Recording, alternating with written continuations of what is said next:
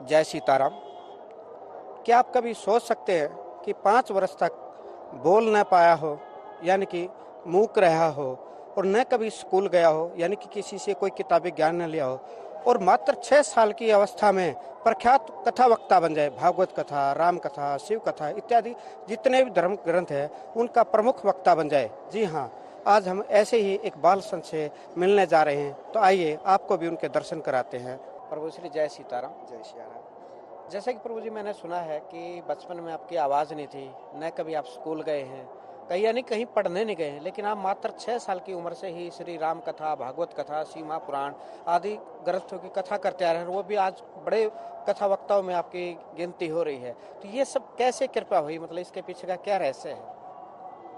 इसके पीछे तो रहस्य तो एक रहस्य ही रहा है मेरे जीवन के लिए भी, क्योंकि आज तक मुझे भी नहीं पता चला कि मैं कैसे करने लगा।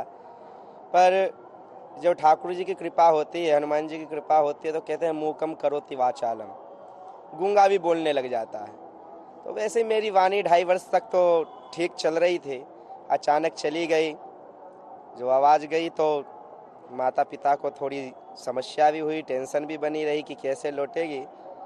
और गुरुदेव के श्रीधाम आश्रम में पधारे, रामकुंड आश्रम जो गुजरात में स्थित है, वहाँ हमारे हसमुखा हनुमान जी महाराज विद्यमान है, सिद्ध पीठ है।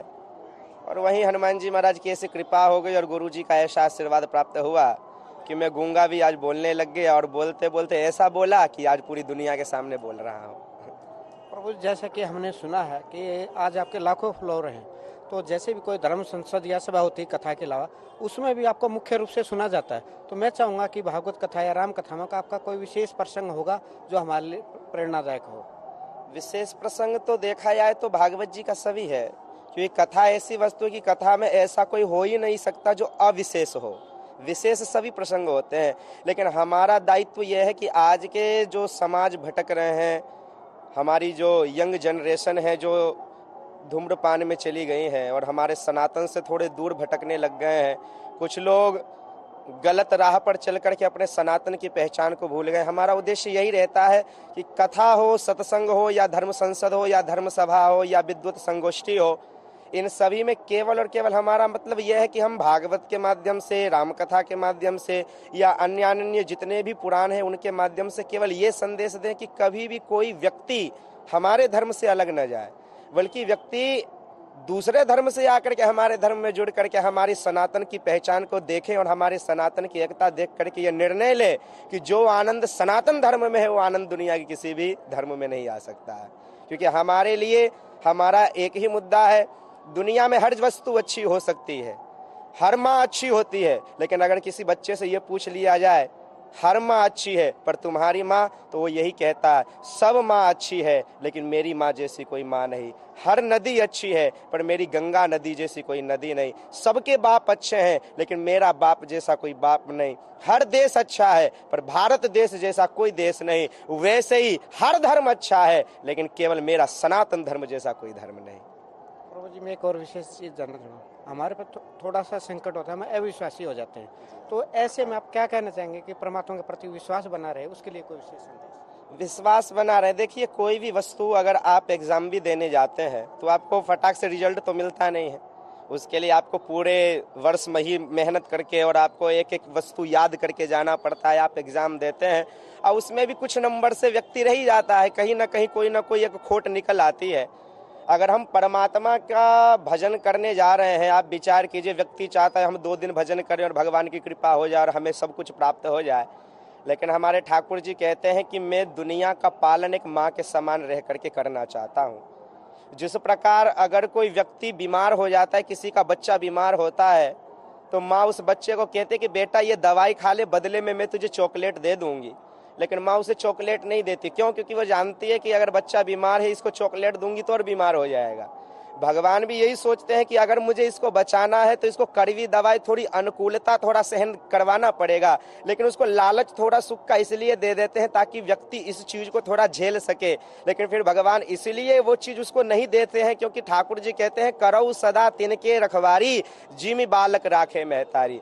जैसे एक माँ बच्चे का ख्याल रखती है, भगवान भी अपने बच्चों का ख्याल रख रहे हैं। हर वस्तु दे देंगे तो फिर वो उस चीज का ऐसा आदी हो जाएगा कि आगे जाके उसके लिए संकट पैदा हो जाएगा।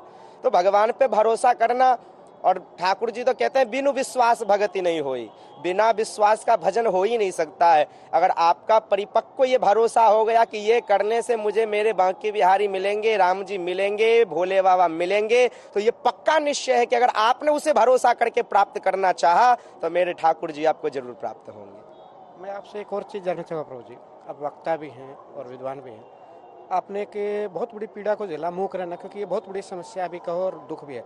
आज के संसार में बहुत लोग थोड़ी सी विपत्ति है तो दुख मानने लग जाए, तो सही मानने में दुख क्या होती है और वो समस्याएं क्या होती हैं, ये आपसे जानना चाहता हूँ। दुख वो होता है जो भगवान से दूर हो गया, और सुख वो होता है जो मेरे कन्हैया के नजदीक आ गया। दुख उसी को होता है जो इनसे दूर हो जाता है, क्योंकि आपने देखा होगा दुख में सुमिरन सब करे, सुख में करे ना कोई। दुख में ही भगवान की याद क्यों आती है? क्योंकि वो जानता है कि अब दुख में कोई सहारा बचा नहीं है। द्रौपदी महारानी ने जब भरी सभा में उनकी साड़ी खींची जा रही थी, उनको ये अभिमान था कि मुझे बचाने वाले पितामह भीष्म हैं, मेरे परिवार के लोग बैठे हैं, मैं खुद अपनी छत्रानी हूँ, अपनी रक्षा स्वयं कर सकते हूँ। उस समय उनको भगवान की याद नहीं आई, लेकिन जैसे ही जीवन में तुरंत दुख आया है, जब वदन की साड़ी खींची जाने लगी तब याद आती है, हे नाथ, तब याद करते हैं मेरे कन्हैया को। और जैसे ही याद करती है तो कन्हैया ने पल भर में सुख प्रदान कर दिया, बल्कि स्वयं ही वस्त्र बन के प्रकट हो गए।